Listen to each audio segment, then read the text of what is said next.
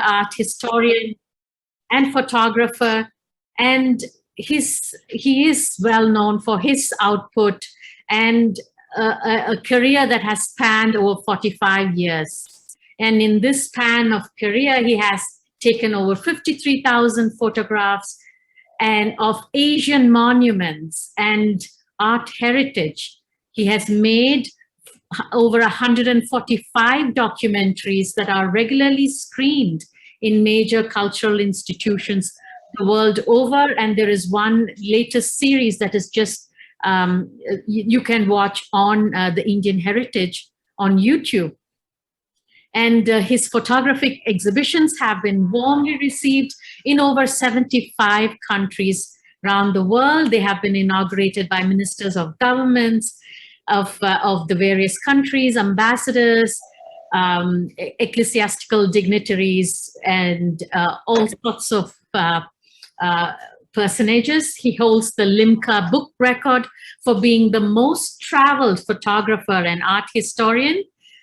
Benoy's films include 26 documentaries on the paintings of India, 26 on the sculptures of India, and 26 documentaries on spectacular India, which have been nationally telecast, and you can find them all on YouTube now.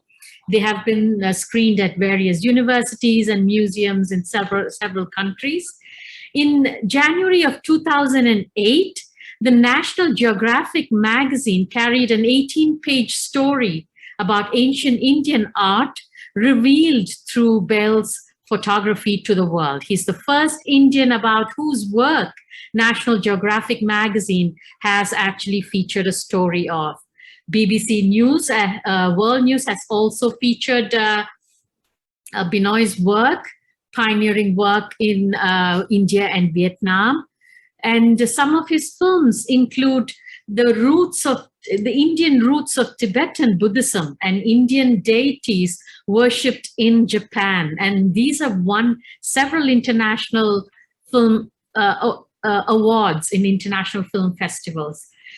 It is very difficult to present all of Benoy's achievements in the platform we have now, but I will let Benoy himself present for us, and you will see his expertise and his artistry at work. Over to you, Benoy. Thank you very much, Priya, for that kind introduction. And thank you so much, Olicia and Priya, for the invitation to speak to this audience, mainly in Singapore. My warm thanks are also owed to Taradhar, my dear friend, for having made this warm introduction to the Friends of the Museums. Thank you. Ladies and gentlemen, it was 30 years ago when I had the privilege of photographing the paintings of Ajanta, which were recognized to be the fountainhead of the Buddhist paintings of the world. But because these paintings were in the interiors of dark caves, they had never been clearly photographed, nor had they been very well seen because of the limitations of light which were allowed inside the caves. Enormously important and beautiful Buddhist paintings. When I photographed these museums and universities from around the world, the British Museum, the Victoria and Albert Museum, University of London, the Smithsonian Institution, the Metropolitan Museum of Art, etc., etc., all invited me to come and speak on the subject and to show these beautiful Buddhist paintings. Now, you would be happy to know that the unanimous response of the leading art historians and critics who were gathered at these capitals of art around the world, the unanimous response was that these were surely the finest art of humankind. These experts pointed out to me how there were so many qualities in the Ajanta paintings of the 5th century, which the art of most other countries, including the Western world, developed only by the late Renaissance period. There were other qualities they pointed out, which came into Western art, for instance, only in the time of the Impressionists, other features which came in even later than that, even features which were found in modern art were found to be in these wonderful paintings. But what is more than the technical virtuosity which there was, what makes these paintings so valuable and truly so beautiful is the vision of life which they contain. It is a vision which sees the same in you and me, in all of us, in all the animals, the birds, the trees, even the breeze that moves the leaves of the trees. It is all seen in a unified whole. And obviously, there is a great sense of harmony and a great touch of compassion in each stroke of the painter. It is truly this which makes these paintings so valuable for the world. Now, the philosophy of aesthetics was developed in a very early period in India. In this philosophy, it is understood that our experience when we look upon something truly beautiful in nature or in art, like a beautiful sunrise or a beautiful, let us say, painting of Ajanta, our experience in that moment is supposed to be akin to the ecstasy of the final salvation itself. For in that moment, the veils of illusion of the material world, Maya or Mithya, are believed to be lifted, and we are seeing the grace which underlies all that there is. And therefore, art had a very prominent place in all the philosophic paths in India. There were these hundreds of thousands of great works of art which were created in the ancient period. Now, when you look at the beautiful deities in the paintings of Ajanta, the Padmapani, the Vajrapani, please remember that there are no gods in the Indian philosophic traditions, whether it is Buddhism, Jainism, or Hinduism. There are deities. Deities who are the personifications of concepts and the qualities within you. We look upon these deities, we meditate on these deities, and we are moved by their grace, which awakens those beautiful qualities within ourselves. The idea is that these qualities which are awakened would one day grow and fill us completely. And at that point, we have become the deity. So such is the noble purpose of ancient Indian art. Now, I will share the screen, and this is that enchanted place, the gorge of the Vaghora River at Ajanta in the Sahyadri hills of Maharashtra in Western India, where 31 caves were excavated out of the living rock in two phases. The first phase around the 2nd century BCE and the second phase around the 5th century AD. And these caves were beautifully sculpted with pillars which were carved out of the rock with marvelous sculpted deities, and the walls and ceilings were entirely covered with the most exquisite mural paintings. I'm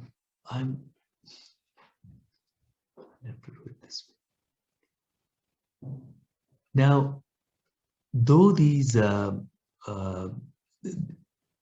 strong lights were not allowed inside the caves, and it was only light running on electricity coming through a dimmer at low voltage which was allowed, and this cast an orangish light upon the paintings. Therefore, this is how the paintings were normally seen at Ajanta. However, their importance in the Buddhist world and their importance in the world of art was acknowledged. Now, in 1991, I had the good fortune of using a technique which I had developed of photography in extremely low light, what we may loosely call darkness. And with that, I was able to capture the details and colors of the paintings. Now, this, for instance, is the same image you see as captured in low light. And this is from cave 1 of around the 5th century CE, and it is a princely figure carrying an offering of lotuses for the Bodhisattva Vajrapani, who you see here. Now, Bodhisattva, as you know, is a being on his way towards salvation. And Vajrapani means bearer of the thunderbolt. The thunderbolt is one of the earliest images seen in Indian art and in Indian thought. In fact, the earliest deity that we see in art is Lord Indra, who is also the bearer of the thunderbolt. He is seen for the first time in the Buddhist caves at Bhaja in Maharashtra. And even the latest form of Buddhism, which is popular in much of the world today and is known as Tibetan Buddhism, is called Vajrayana Buddhism, the vehicle of the thunderbolt. For its logic is supposed to be as striking as a bolt of thunder. And here we see the Vajrapani with this glorious crown, bringing before us the majesty of the spirit within us. We are still in cave 1, and on the side of the entrance to the antechamber of the cave, we have the Bodhisattva Padmapani, where the Vajrapani brought the majesty of the spirit before us. The Padmapani brings before us the peace of the spirit. You see the celestial musician, the kinnar, above his right shoulder to your left. You see the monkeys playing to your right, above his left shoulder, and above that you see the geese. Yet, with all this activity painted all around him, you will notice that he looks within. It is this life of the spirit. It is the life within which fills the world of these early Buddhist paintings. It is here that we're taken deep within ourselves while we look upon these. And we are taken far from the noise and clamor of the material world to the peace and joy which can only be found within.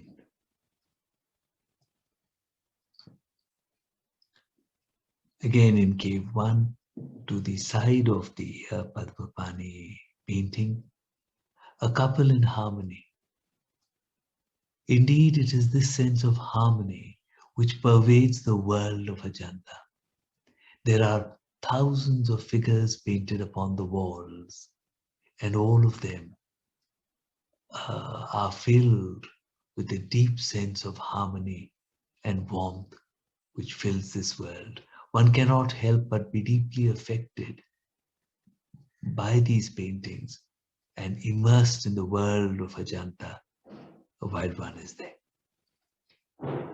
You would notice the gradual lightening and deepening of color which persuades your eye of the roundedness of form. Now this is very early for this rendering is very early for paintings of the 5th century, but it is seen right across the paintings of Ajanta and is seen in the tradition of art which is seen emanating from Ajanta to all parts of India and thereafter other parts of Asia. And we mentioned that Lawrence Binion, director of the British Museum, writes in 1930 that whoever begins a study of the art of China or Japan begins on a long journey which will eventually bring him to Ajanta.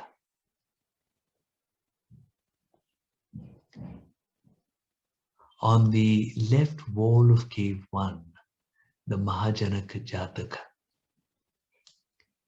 Jatakas, as you know, are the stories of Gautama Siddhartha Buddha in his previous births in the form of different men and also in the form of animals. Here you see him as King Mahajanaka. He is a figure a little to the right of the center of the frame, who is seated in the ground and looking up towards this hermit who is giving a sermon.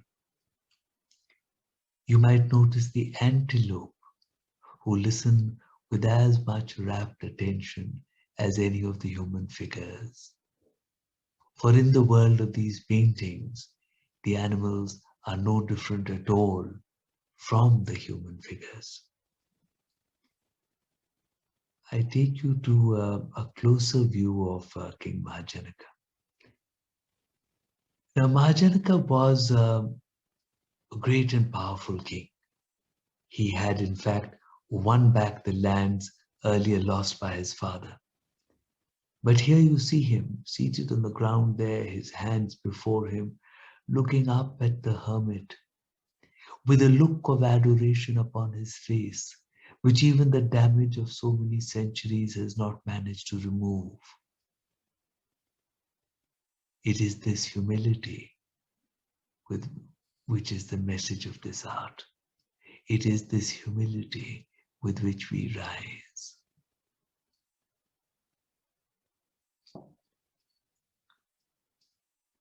Having heard the sermon, here we see King Mahajanaka in the palace announcing a decision he has taken to renounce his kingly life and to go away into the forest as an ascetic.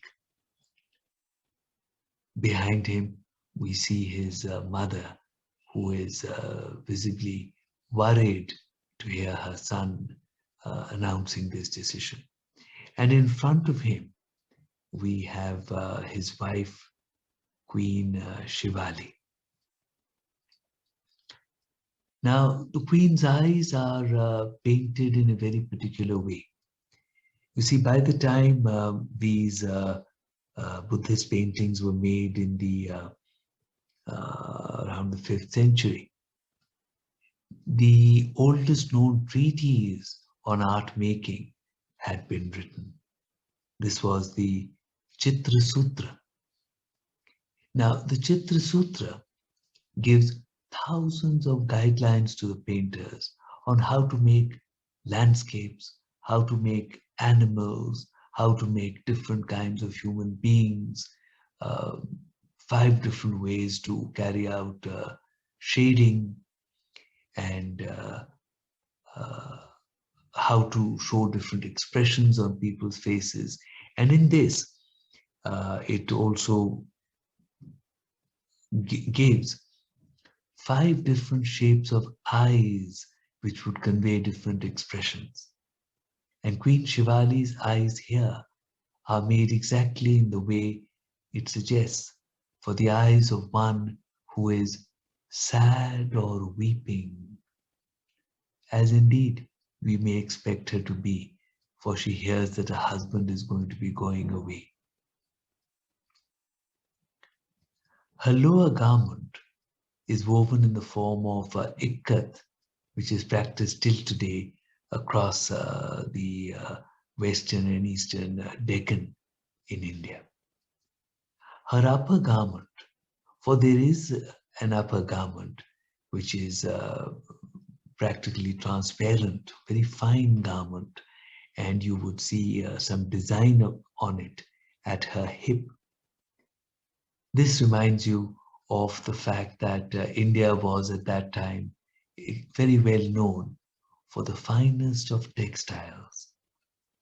In fact, Pliny the Elder is seen writing in Rome in the 1st century that Roman coffers are being emptied for buying too many fine textiles from India. A century later, Emperor Vesuvian is saying practically the same thing. Now, if you were to look at the strings of pearls which dangle below her bosom, you would notice a curve in those strings. And it is this curve which persuades your eye of the movement. Now, not only is this unexpectedly early in the 5th century to see such details in art, but in fact, such details are also pointed out in the treatise on art making, the Chitra Sutra. The Chitra Sutra has very high expectations from the painter. It expects the painter to be able to show the movement of leaves in the breeze, to show the movement of waves upon the water, and all this in a medium which is itself unmoving.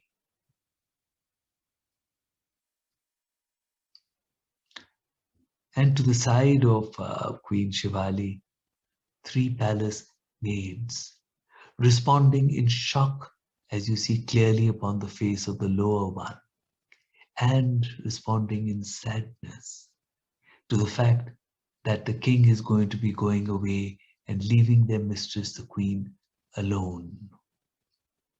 You will see the warmth of the exchange of glances, the warmth of the touch in this moment of sadness. And indeed, everywhere in Ajanta, what is marvelous is how people care for each other, how they are concerned about each other.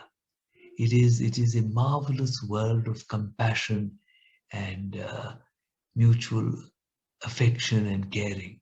It is a world which transports you, which carries you within, it carries you within itself to a place of warmth and caring.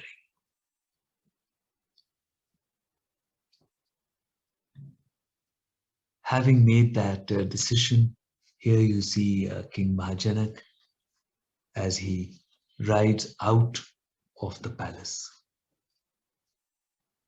leaving his worldly concerns behind him. You would see the inward look which has already come into his eyes. He begins on another journey, an inward journey.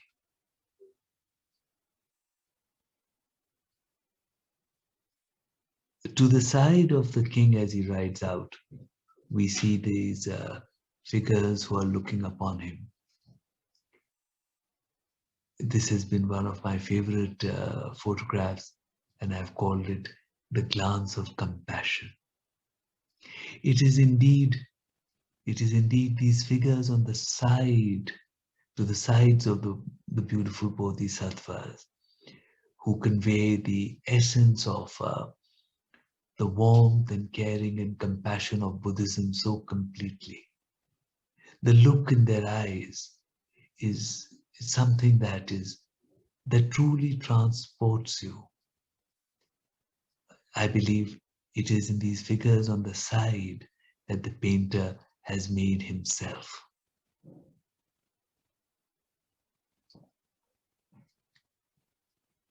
Cave 17 of Ajanta has the Vishvantara Jataka. Prince Vishvantar was the last birth of Gautama Siddhartha before his enlightenment in that birth. And here we see the Prince Vishvantar having decided to renounce his palace life, is sharing this decision with his wife, Princess Madri. He suggests to the princess that life outside will be very difficult and she should remain behind in the palace. However, she decides to go with him. You may notice the purse which she dangles in her hand. And there again, you would notice that curve in the strings of the purse, which shows you that she is swinging that purse. Marvelous details. You would, of course, also notice the perspective, the depiction of perspective in the receding pillars. You would notice the elliptical mouth of the vessel which the man is carrying in his hand, and so much more in this beautiful painting.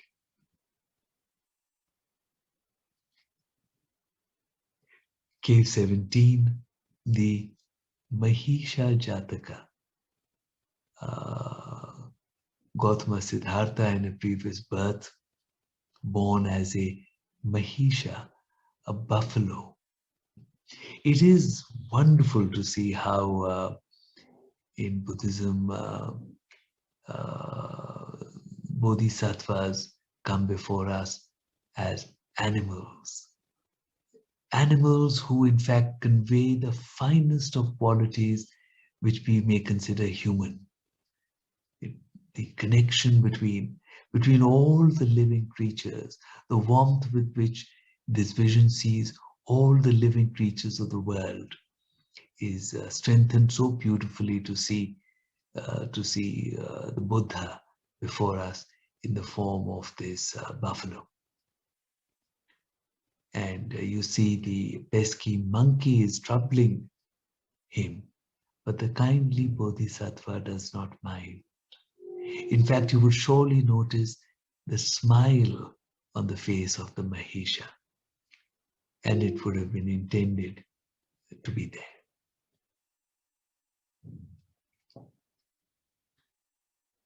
I show you this again from Cave 17, from the Shaddanta Jataka. Now, the Shaddanta Jataka had the depiction of large elephants. You might notice the feet of an elephant in the upper right part of the frame. So while you have these large creatures, if you were to look at the branch of the tree close to this man's head, I will take you to a closer view. Yes, those are ants climbing up that tree. Indeed, the artist wishes to depict the whole of creation we have around us. In fact, if you were to go to Ajanta, most probably you would not be able to see these ants. But the uh, but the artist is fulfilling his own conviction by making them too. The world would not be complete without the depiction of them, these ants. Before we leave Ajanta, we must see the paintings of Cave 10. And there is a sense of awe as we look upon these very earliest of surviving Buddhist paintings of the 2nd century BCE. And fortunately, I did considerable work 20 years ago to remove this graffiti through digital restoration, and the paintings can be more clearly seen with this digital restoration.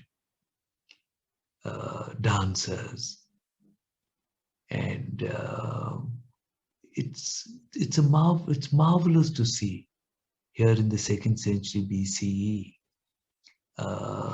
You have jewelry, you have clothes and hairstyle which are deeply reminiscent of the sculpted reliefs of the Sanchi paintings. And you would notice already in this very early period that inward look is there. You would notice the most marvelous expressions which you would hardly expect in paintings of this period. So this is Cave 10. This is the 2nd century BCE, the very earliest surviving Buddhist paintings. In fact, next month I will be giving a talk at the Dubai Expo, in which I will be showing digital restoration of the entire range of glimpses, rather, of the entire range of the Buddhist paintings of the world of the first 700 years. Again, this is the 5th century, and these paintings are in the Buddhist caves of Behl,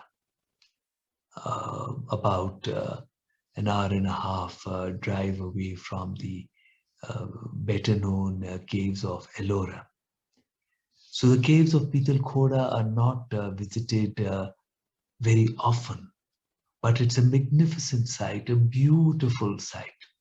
Again, in the gorge of a river, and again a site which spans the period from about the 2nd century BCE to about the 6th century CE, and it has the remains of what may have been among the finest 1 or 2 Chaitya grihas of the entire range of the Buddhist art of the world, rock cut out of the living rock of the hill, and it has the remnants of these paintings of about the 5th century CE.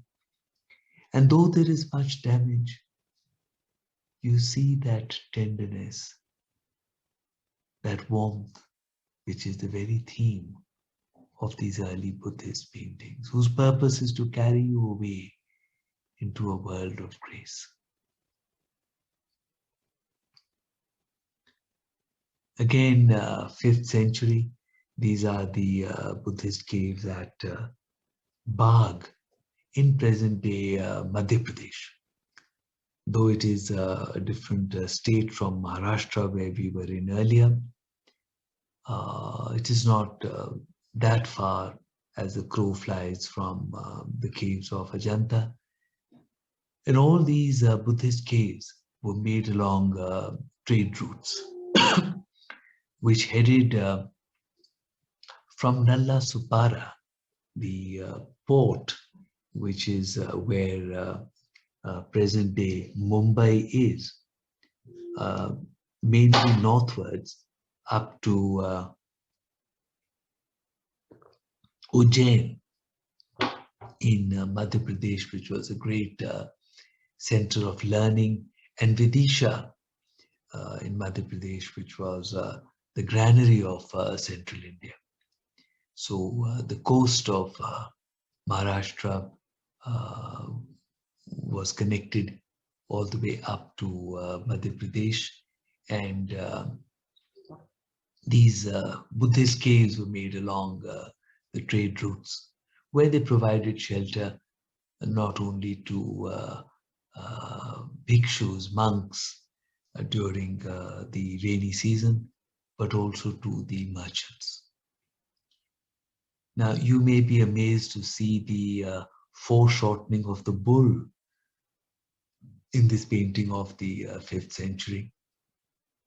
You may be perhaps even more amazed to see the graphic quality of this painting, which is perhaps more like modern art.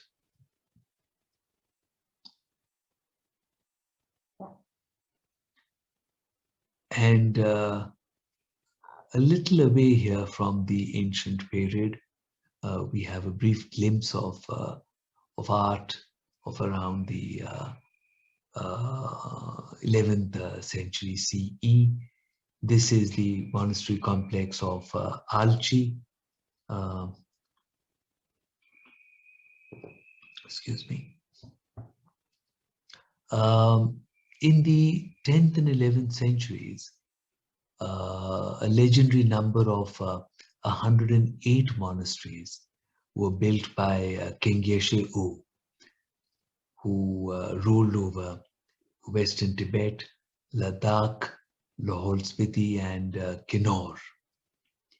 And these 108 monasteries were exquisitely made, painted, and decorated by artists who were invited for the purpose from the Valley of Kashmir, which was a great center of Buddhist learning and art. And Alchi is one of these monastery complexes. In fact, I've had the pleasure of documenting all the surviving monasteries across this entire region. And this art is also valuable because it is the only surviving visual representations of the lifestyles of Kashmir of the ancient period. So there are many paintings which show the architecture, the temples, even the stupa, which existed in the Valley of Kashmir, and which would have inspired the stupas across Central Asia. And here you see the paintings. You see a detail of the paintings inside the Alchi monastery. You see the continuation of the ancient beautiful rendering of form. See the wonderful shading of the limbs. You also see a well-known feature of the medieval paintings tradition in India, the protruding further eye. This is best known in the Jaina miniature paintings, but in my documentation I found that this is in fact in all medieval paintings in India, and those influenced by the Indian traditions at that time. And you see the the profusion of textiles, which reminds you that Kashmir and Ladakh were at that time on an artery of the Silk Route, which connected the lands of China all the way to Europe.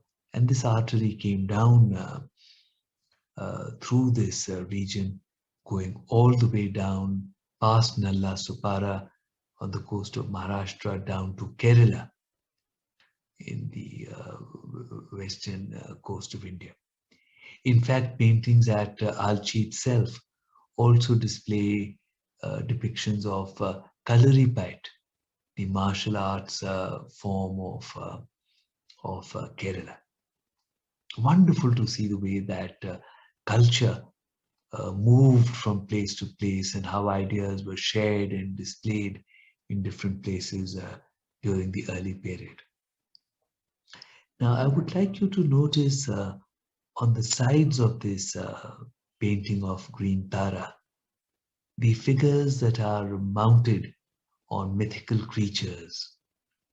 And while the deities are in the center and are obviously the focus of our main attention, it is these figures to the side which convey a sense of joyousness. In fact, we are reminded that Abhinav Gupta, one of the greatest of the philosophers of aesthetics that India has known, lived in the Kashmir Valley just about a century before these paintings were made by Kashmiri artists in Ladakh. So it is these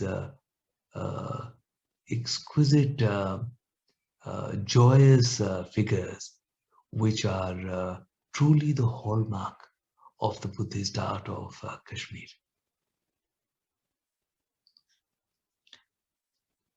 And again, 5th century, the beautiful paintings of Sigiriya in Sri Lanka. Art historians of Sri Lanka constantly point out their deep connection to the paintings of Ajanta. And indeed, those beautiful eyes, that inward look, that sense of grace, that lilting grace which reminds you that there is an end to the sorrow of the world. And the Buddhist themes, and these are apsaras, beautiful paintings of the 5th century at Sigiriya in Sri Lanka. And 6th century, the Kizil caves in China. And these have a vast range of paintings of the early period. In fact, Kizil and Kucha are great reminders of the spread of Buddhism in early times. I would be very happy to tell you much more about these places if you were to want to know. And this is Shiva and Parvati.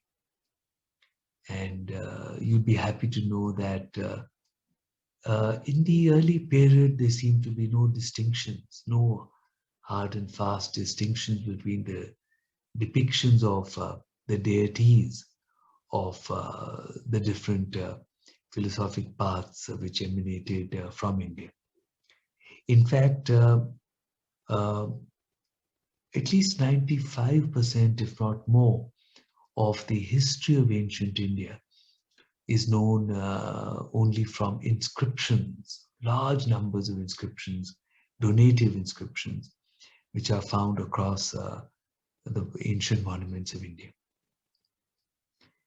Now, the remarkable thing is that in all the inscriptions, what we find is that every family that we know about from ancient India had within it somebody who worshipped Shiva or Vishnu, somebody who worshipped the Buddha, or somebody who worshipped the Jaina Tirthankaras. So there were no divisions at all between these faiths.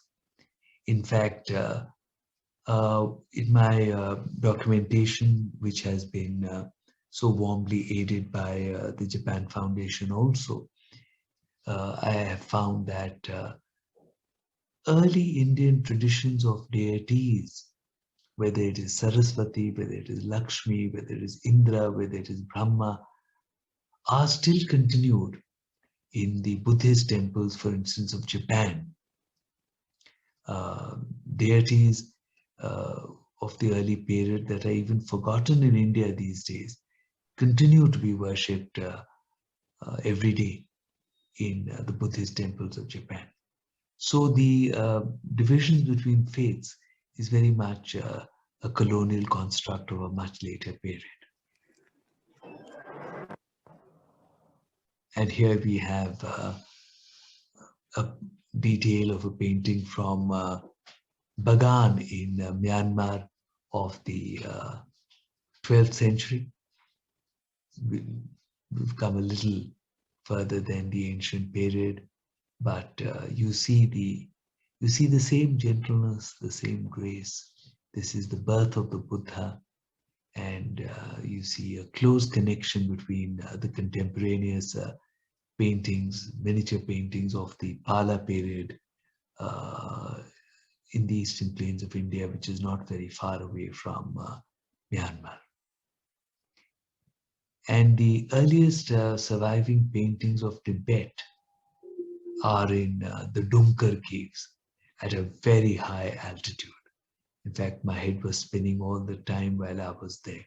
This is a very remote part of Western Tibet. And local historians believe that these were also made by the Kashmiri artists. So my own feeling is that these were made by people who were trained by the Kashmiri artists, because the form is retained. The form is very much the same as paintings made by the Kashmiri artists in places like the Nako monastery or Alchi. But there are, and these are very beautiful, but they do not exactly have the subtleness of the paintings of the Kashmiri painters. So I feel that these are people who have trained under the Kashmiri painters. And that brings me to the end of the selection to show you today. I would be very happy to answer questions at this stage. Thank you so much.